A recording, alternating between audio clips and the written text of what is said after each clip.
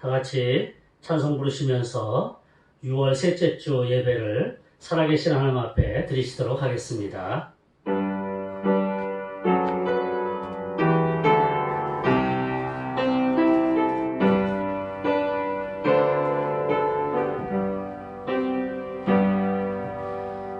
지존하신 주님 이름 앞에 모두 무릎 꿇고 다 경배. 거룩하신 주님 보좌 앞에 엎드려 절하세. 예수는 그리스도, 예수는 주, 하나님의 영으로 경배 드리리. 전능하사 천지를 만드신 하나님 아버지를 내가 믿사오며 그 외아들 우리 주 예수 그리스도를 믿사오니 이는 성령으로 잉태하사 동정녀 마리아에게 나시고 본디오 빌라도에게 고난을 받으사 십자가에 못 박혀 죽으시고 장사한 지 사흘 만에 죽은 자 가운데서 다시 살아나시며 하늘에 오르사 전능하신 하나님 우편에 앉아 계시다가 저리로서 산자와 죽은 자를 심판하러 오시리라. 성령을 믿사오며 거룩한 공회와 성도가 서로 교통하는 것과 죄를 사하여 주시는 것과 몸이 다시 사는 것과 영원히 사는 것을 믿사옵나이다. 아멘.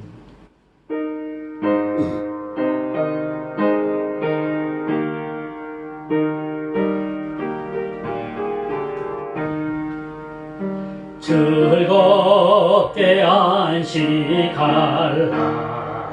반갑고 좋은 날 내 마음을 편케 하리. 즐겁고 기쁜 날 이 날에 천하만미 다 보좌 앞에서 참되신 산이 일체 다 찬양 부르네. 이 날에 하늘에서 새 양식 내리네. 성회로 모이라고 종소리 울리네. 복음의 밝은 빛을 온 세상 비치며 또 영생 물에 흘러 시원케 하시네. 이 주일 지킴으로 새 은혜 입어서 영원히 쉬는 곳에 다 올라갑니다. 성목에 찬미하고 성자와 또 성령 참되신 삼위일체 다 찬송 부르세.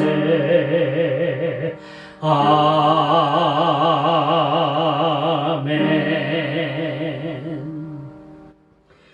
하나님 아버지, 오늘도 변함없는 하나님의 사랑을 힘입어 저희 백성들이 거룩한 아침에, 주일 아침에 성삼위 일체 하나님을 찬양할 수 있도록 은혜를 베풀어 주시니 감사합니다.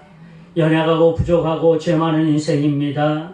하나님의 은혜의 도움이 없으면 한순간도 살아갈 수 없는 우리 인생입니다. 그러한 인생을 오늘도 긍휼히 여겨 주셔서 우리 하나님 앞에 예배자로 세워질 수 있도록 은혜를 베풀어 주시니 감사합니다. 사회적 거리두기로 인하여서 가정에서 영상으로 예배를 드리는데 우리 하나님 영상으로 예배를 드리는 모든 하나님의 백성들에게 은혜를 베풀어 주시옵시고 하나님의 큰 위로와 격려가 있는 귀한 삶이 있게 하여 주시옵기를 간절히 빌고 원하옵나이다. 오늘도 하나님의 말씀이 선포될 때에 우리 모두가 아멘으로 화답할 수 있도록 도와주시옵시고 그 진리의 말씀에 따라 한 주간도 승리의 삶을 살아갈 수 있도록 은혜를 내리워 주시옵기를 간절히 빌고 원하옵나이다. 코로나는 계속해서 우리의 일상을 힘들게 하고 있지만 그런 가운데서도 하나님의 도와주심의 큰 은혜를 경험하게 하여 주시옵시고 어렵고 힘들 때일수록 더욱더 하나님과 친밀함을 유지하며 살아갈 수 있도록 은혜를 베풀어 주시옵기를 간절히 빌고 원하옵나이다.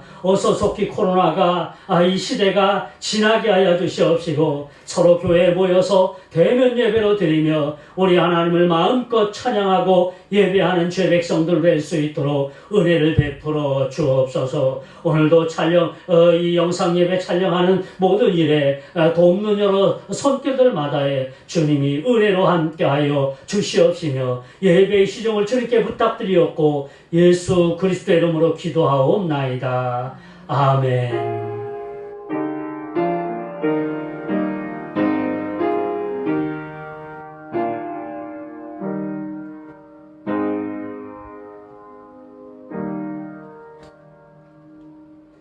하나님의 말씀 보시겠습니다.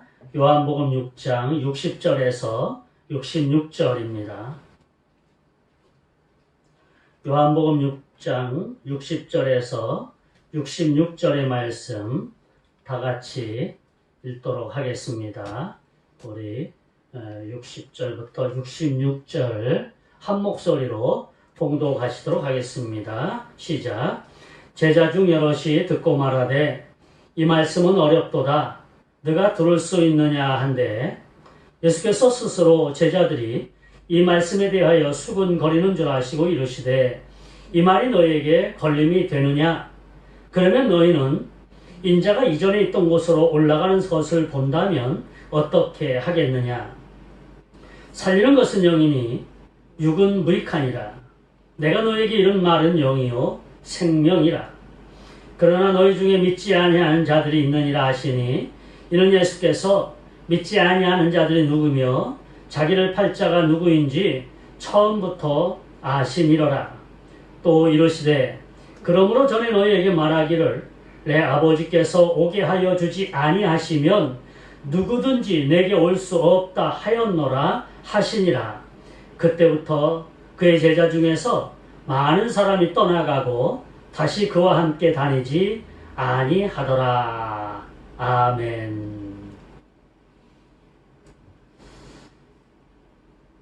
어느 목사님이 성도에게 이렇게 인사를 합니다. 요즘 하나님과 친하게 지내십니까? 사람과 사람 사이에 누구와 친하게 지냅니까? 라고 얘기를 하는데 목사님이 얘기하시는 거예요. 요즘 하나님과 친하게 지내십니까? 하나님과 친하게 지낸다라는 것, 그것은 인생에서 가장 큰 복이 아닐 수 없습니다.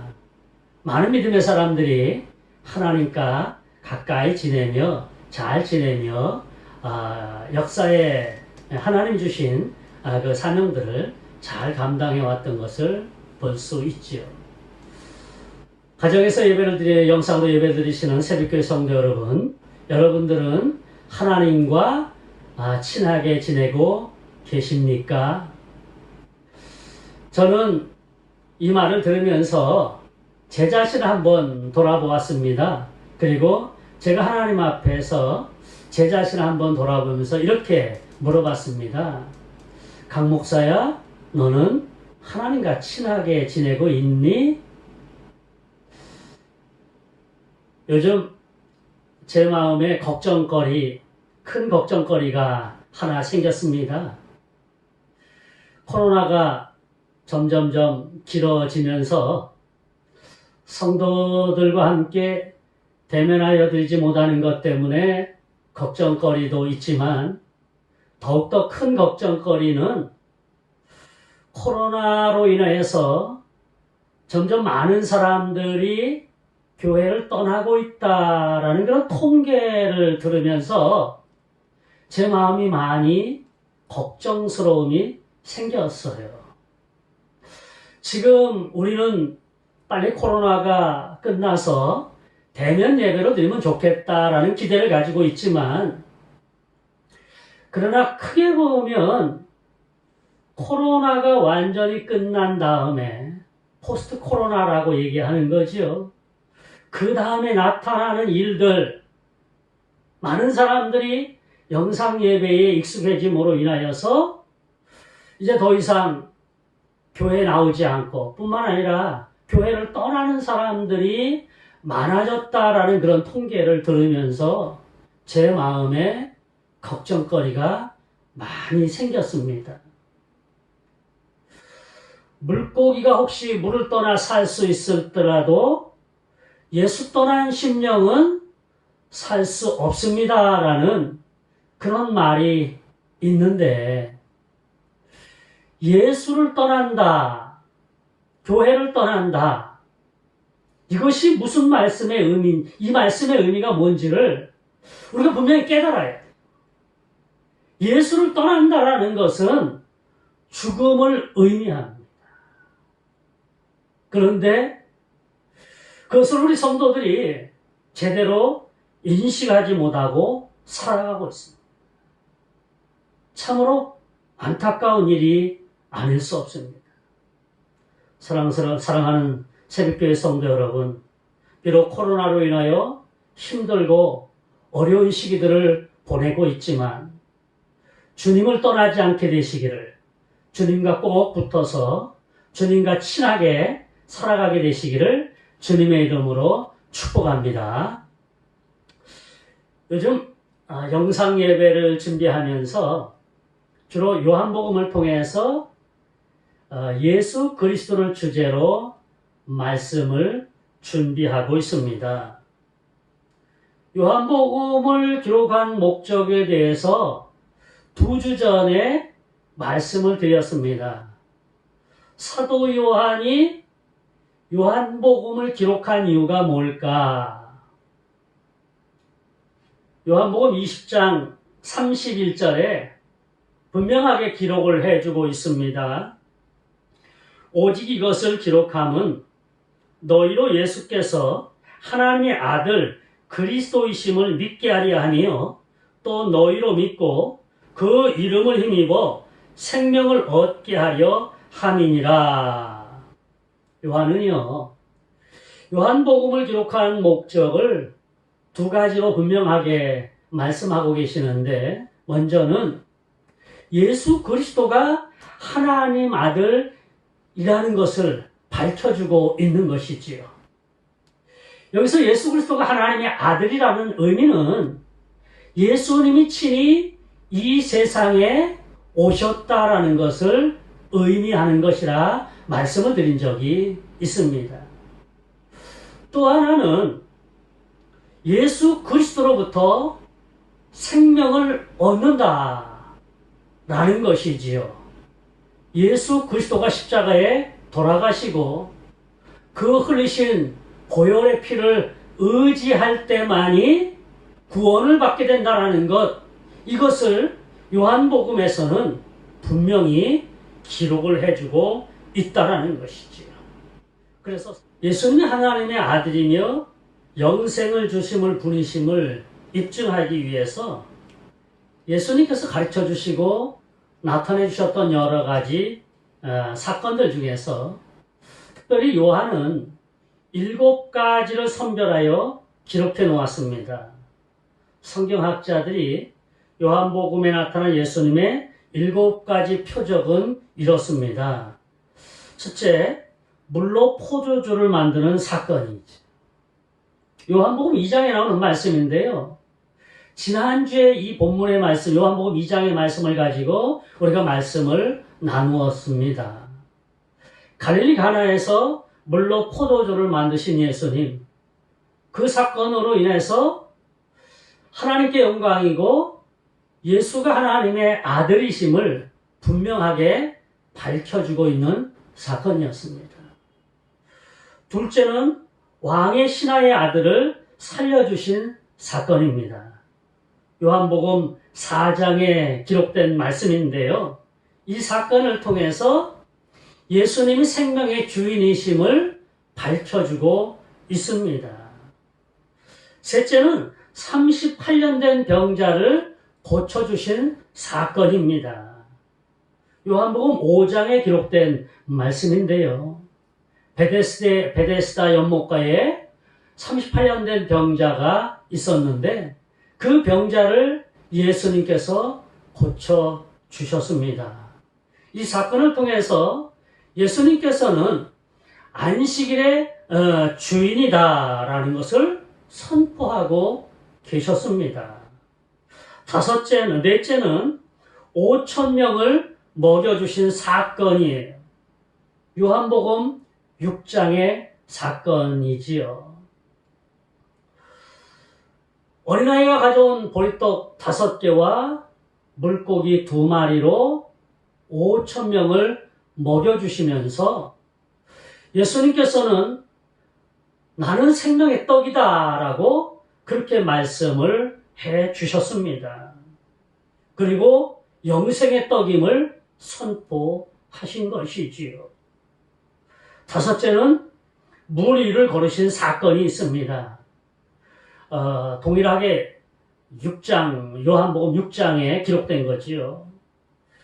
5,000명을 먹이신 이후에 예수님의 제자들이 배를 타고 가버나움으로 가게 되었습니다. 그때 예수님은 산에 올라가서 이제 기도하셔서 산에 올라가셨고 그 배에 타지 아니하셨는데 밤중에 풍랑이 일어나서 제자들의 배가 어려움을 겪었지요.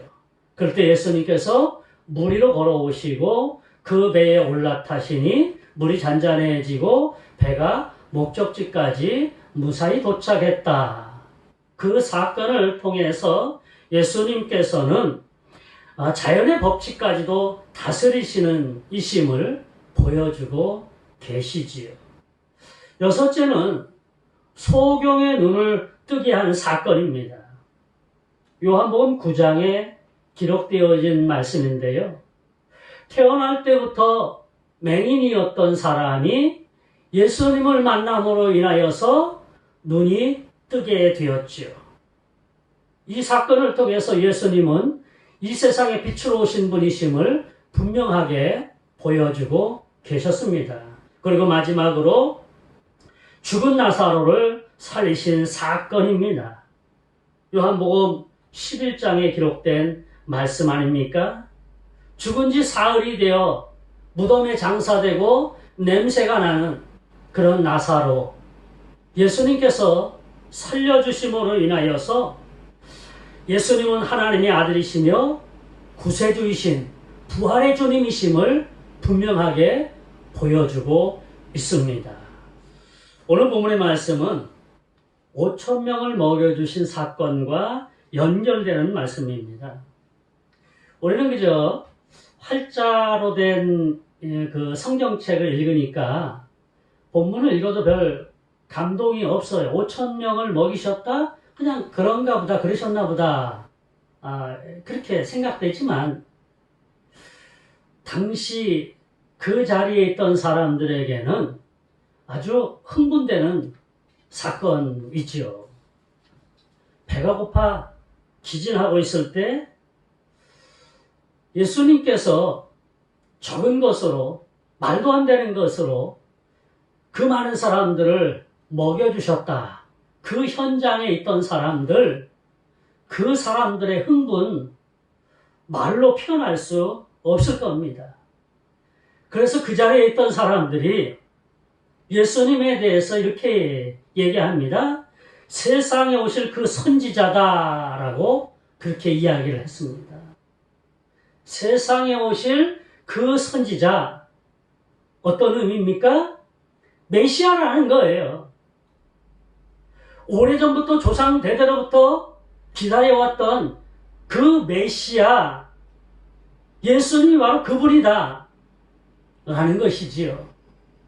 그래서 그 예수님을 억지로 임금 삼으려 했다. 성경이 말씀을 해주시고 있습니다. 그런데 임금 삼으려 했다라는 것은 흥분한 사람들의 변칙적인 열정일 뿐이에요. 변칙적인 열정. 온전한 메시아에 대한 이해를 갖지 아니하고 그저 나타나는 현상 때문에 흥분한 나머지 그들이 예수님을 그 선지자로 인식했다라는 그런 말씀이지요. 예수님은 그들의 마음을 뻔히 알고 계셨습니다. 그래서 홀로 산으로 올라가셨습니다. 산으로 올라가셨다라는 표현은 기도하러 가셨다라는 말씀이지요. 그리고 시간이 흐릅니다. 날이 저물어 가니까 제자들이 집으로 돌아가기 위해서 배를 타고 떠나가게 되었지요. 무리들은 예수님을 계속 찾았습니다. 그리고 그 이튿날 가버나움이라는 곳에서 예수님을 찾게 되었습니다. 이때 그 많은 무리들 앞에서 예수님께서 자신을 분명히 드러내셨지요. 48절인데요. 내가 곧 생명의 떡이니라 말씀하시고 계십니다. 5,000명 많은 사람들에게 예수님께서 떡을 먹여주셨는데 그것에 열광했던 사람들이 그 이튿날 예수님을 만나서 또 뭔가를 얻을까라는 그런 기대를 갖고 있었을 때에 예수님께서는 나는 생명의 떡이다 라고 그렇게 선포하셨습니다. 그리고 이 떡을 먹으라 라고 말씀을 해주시고 있어요. 이것이 6장 51절의 말씀인데요. 나는 하늘에서 내려온 살아있는 떡이니 사람이 이 떡을 먹으면 영생하리라 말씀합니다.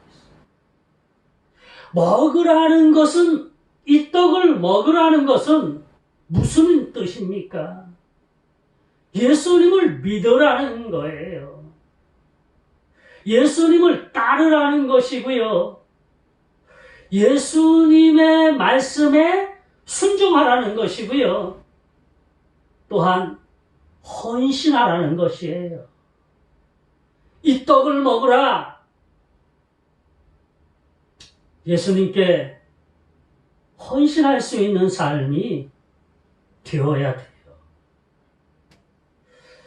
많은 사람들이 이 말씀을 들으면서 이해하기가 어렵다라고 얘기했어요.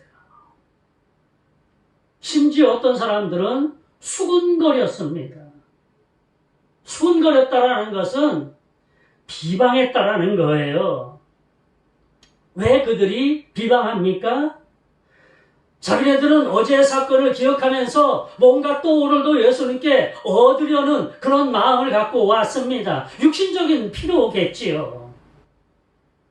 그러나 예수님께서는 영적인 얘기를 해주고 계시는 거예요. 육신적인 문제도 중요하지만 영적인 문제가 더 중요하기 때문에 예수님은 그 무리들에게 영적인 이야기를 해주시고 있는 거예요. 너희가 나를 따르고 내 말에 순종하고 그리고 헌신하라라는 것이지요. 많은 사람들이 깨닫지 못할 뿐만 아니라 깨달은 일부 사람들 사이에 수근거림이 있었습니다. 이 말을 이해하기가 어렵도다라는 것이지요.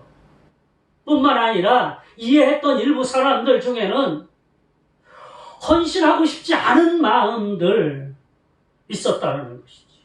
그래서 불평하게 되었던 거예요.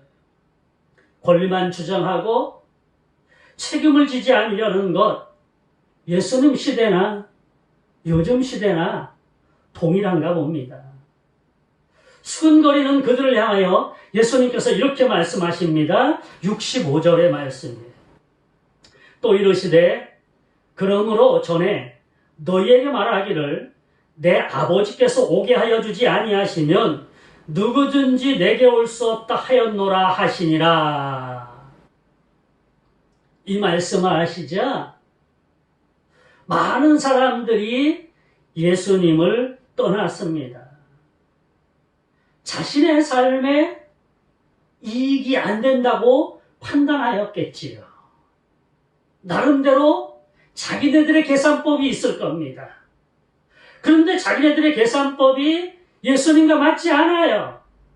자기들은 육신적인 욕구를 채우기 위해서 또 예수님을 찾아왔는데 예수님께서는 육신적인 필요를 채우기보다 알아듣지 못할, 아니 어쩌면 알아들었음에도 불구하고 헌신과 희생을 요구하는 말씀을 하시자 그들이 예수님을 떠나서 다시는 예수님과 함께 하지 않았다라고 성경이 말씀을 해주시고 있는 것이지요. 그리스도인인 듯 그리스도인이 아닌, 제자인 듯 제자가 아닌 사람들이 떠나게 되었던 것이지요. 66절에서 이렇게 말씀하시잖아요. 그때부터 그의 제자 중에서 많은 사람이 떠나가고 다시 그와 함께 다니지 아니하더라. 참 안타까운 일이 아닐 수 없어요. 예수님과 함께하고 예수님과 동행하는 삶이 있어야 되는데 예수님을 떠나고 다시 그와 함께하지 아니하였다라는 것, 이것은 불행이 아닐 수 없습니다. 말씀을 준비하면서 문득 알곡과 가라지 비유에 대해서 한번 생각을 해 보았습니다. 알곡과 가라지가 씨앗이 같이 뿌려지게 되었고 같이 자라났습니다. 가라지를 뽑아버릴까요? 그러자 주인이 이렇게 얘기하지요. 혹시 가라지 뽑다가 알곡까지 뽑힐까 가만 내두어라. 그리고 때가 되었습니다. 주인은 알곡을 창고에 모아 쌓아둬야 했습니다. 그때 알곡과 가라지가 분명하게 구별되어져요. 우리가 다 알다시피 알곡은 모아 창고에 들여지게 되고요. 가라지는 불에 태워지게 되죠. 여기서 주인은 예수 그리스도 하나님을 말씀하시고요. 창고는 천국을 이야기하지요. 하나님을 따르는 자, 예수 그리스도를 잘 섬기는 자들은 영원한 천국에 들어가지만 그러지 못한 가라지와 같은 자들, 자기의 이익이 채워지지 않자 가차없이 예수님을 떠났던, 그래서 다시는 예수님과 함께하지 않았던 그들은 영원한 불못 지옥에 던져지게 된다는 사실을 그 가라지와 알곡에 비유해서 우리가 보게 됩니다. 예수님의 관심은 알곡에 있습니다. 예수님은 가라지에 신경 쓸 만한 결혼을 보이지 않아요. 오로지 예수님의 관심은 자기 백성에게 있다라는 것이지요. 예수님의 관심이 새벽교회 성도 여러분에게 있게 되시기를, 그리고 여러분의 관심도 예수 그리스도에게 집중되시기를 주님의 이름으로 축복합니다. 본문으로 다시 돌아가서 예수님은 육신적인 일에 관심을 갖는 자와 영적인 일에 관심을 갖는 자로 구별하셨습니다. 육신적인 일에만 관심이 있는 자들은 다 떠나게 되었지요. 예수님의 살과 피를 먹고 마시기를 거부하는 자들이 떠났습니다. 예수님은 자신을 생명의 떡이라 말씀하시면서 내 살을 먹고 내 피를 먹는 자가 영생을 얻는다라고 말씀을 해주셨는데, 예수님의 피와 살을 먹기를 원치 아니하는 사람들 모두가 다 떠났다는 것이지요. 거부하는 자들이 다 떠났습니다. 남은 자들은 기꺼이 예수님의 살과 피를 먹고 마시겠노라고 다짐하고 결단하고 헌신하고 희생하겠다라는 그런 각오와 다짐을 가진 사람들입니다. 참 안타까운 일이지요. 그 일들이 예수님 시대나 이 시대나 동일하게 일어나고 있어요. 거듭 말씀드리지만 코로나19로 인해서 삶이 많이 어려워졌습니다. 그러다 보니 사람들이 점점점 교회를 떠나요. 예수 그리스도를 떠나요. 지금 통계가 그렇게 나오고 있습니다. 마음이 많이 아픕니다. 이것 때문에 제가 요즘 걱정이에요. 앞으로 코로나가 완전히 정복된 이후에 지금과 같이, 아니 이전과 같이 하나님을 잘 섬길 수 있을까? 우리의 후손들이 하나님을 잘 섬길 수 있을까? 이것이 저의 고민이고 걱정입니다. 그냥 또 한편 이 코로나19를 생각해 보면서 하나님께서는 코로나19라는 질병을 통해서 신앙의 옥석을 가리는 과정이 아닌가 이렇게 생각해 보기도 합니다.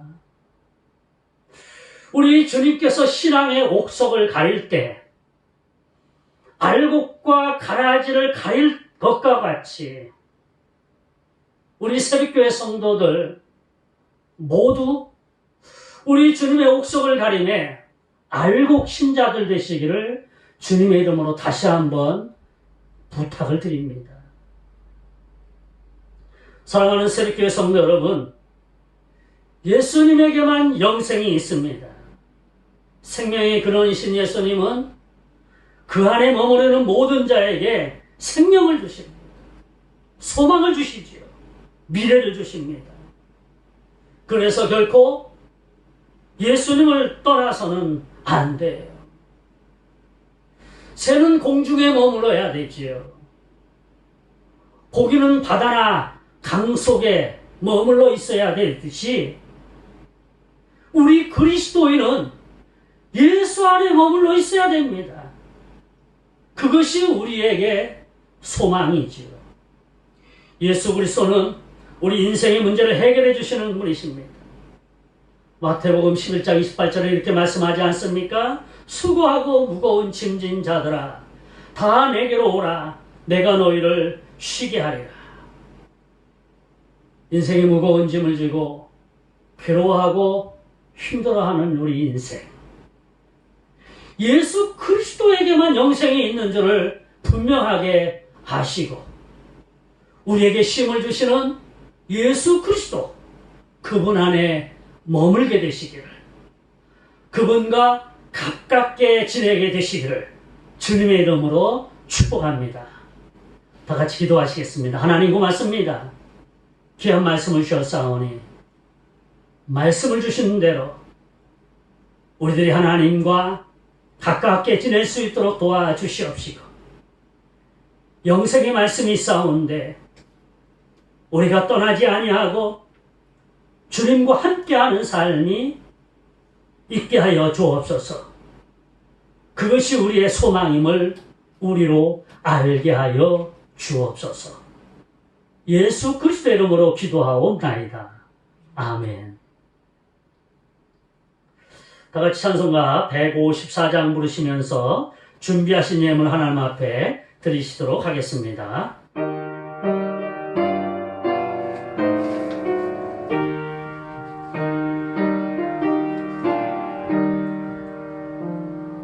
생명의 주여 면류관 받으시옵소서. 날 위해 쓰신 가시관 나 기억합니다. 저 겟세마네 기도를 늘 기억하게 하시고 그 십자가의 은혜로 날 인도하소서. 누셨던 무덤 내게도 보이시옵소서. 잠드신 동안 천사가 굳게 지키었네.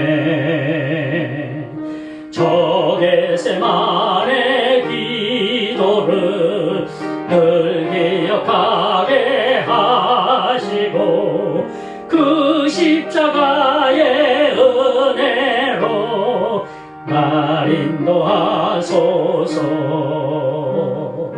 마리아처럼 새벽에 주께로 갑니다.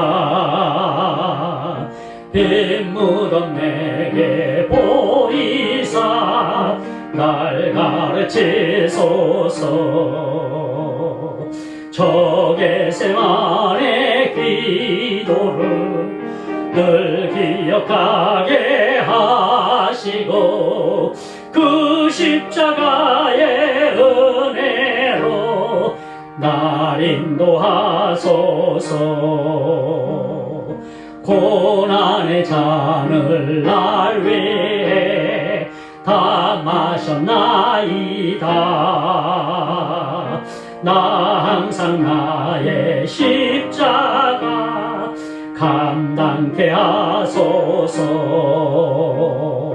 저 겟세마네 기도를 늘 기억하게 하시고 그 십자가의 은혜로 날 인도하소서.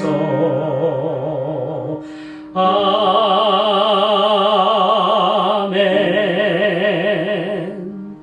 드려진 헌금을 위해서 기도하시겠습니다. 하나님 감사합니다. 우리 하나님 앞에 예배자로 세워지게 하시며 말씀을 듣게 하여 주시옵시고 예물로 올려드립니다. 예물이 하나님 나라를 위해서 귀하고 소중하게 사용되어질 수 있도록 은혜를 베풀어 주시기를 원하옵나이다.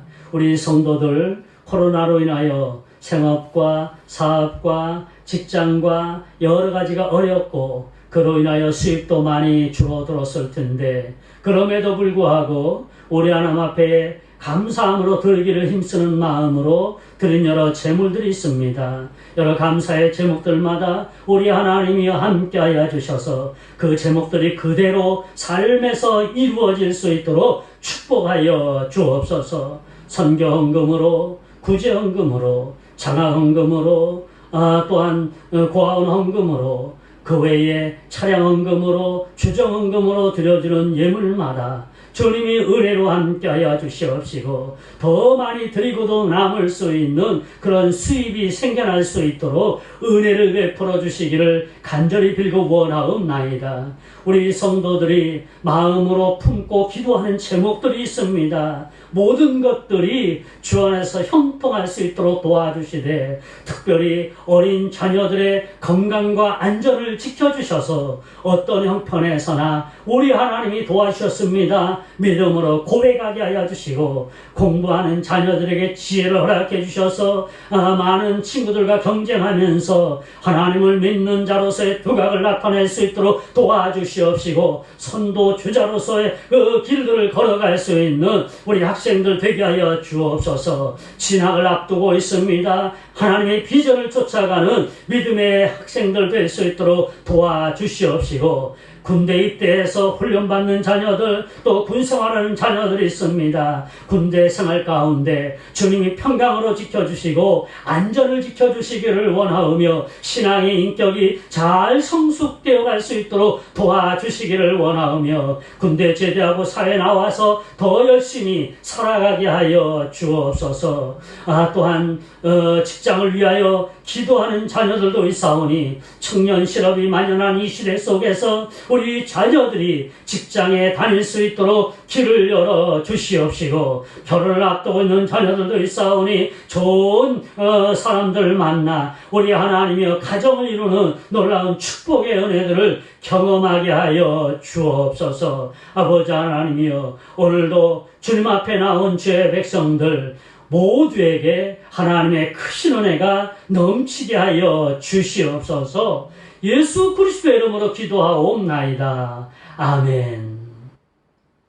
교회 앞에 소식을 알려드리도록 하겠습니다.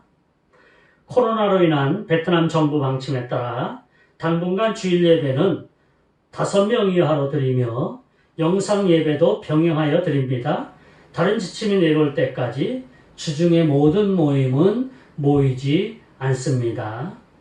주일학교는 영상 예배로만 가정에서 드리게 됩니다. 특별히 가정에서 영상 예배 드리는 우리 자녀들을 위해서 여러분들이 더 많이 기도해 주시기를 바라겠습니다. 어른 예배든 주일학교 예배든 교회에 나오는 것 같은 그런 마음의 자세와 복장, 이런 것으로 하나님 앞에 예배를 드려주시기를 바라겠습니다. 오늘 영상 예배 촬영하는 분들이 오셔서 예배를 드리시는데, 그분들에게는 점심 식사는 제공되지 않고 간단하게 다가와 음료를 준비했습니다. 교회에 오실 때에는 마스크와 손 소독제를 사용하시기를 바랍니다. 성도들의 자녀들을 위해서 기도해 주시기 바랍니다. 건강과 안전과 학업과 진학과 군대와 취업과 결혼을 위해서 기도해 주시기를 바라겠습니다. 다른 광고 말씀 없으시면 우리 다 같이 폐찬송 부르신 후에 축도로 예배를 폐하도록 하겠습니다.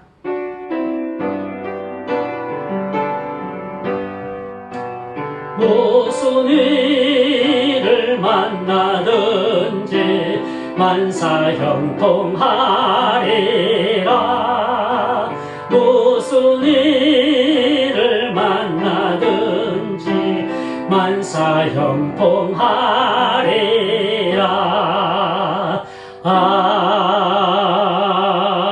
아멘.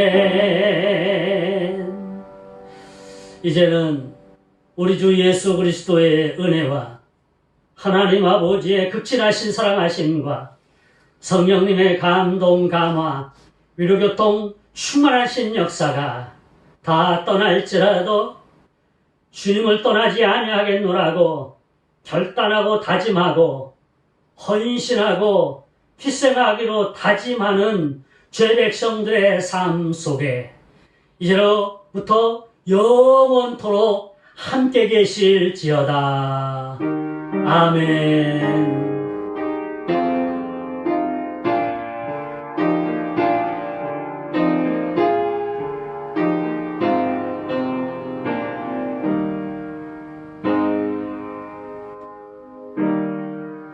감사합니다. 한 주간도 하나님의 은혜 가운데 평안하게 지내시기를 바라겠습니다.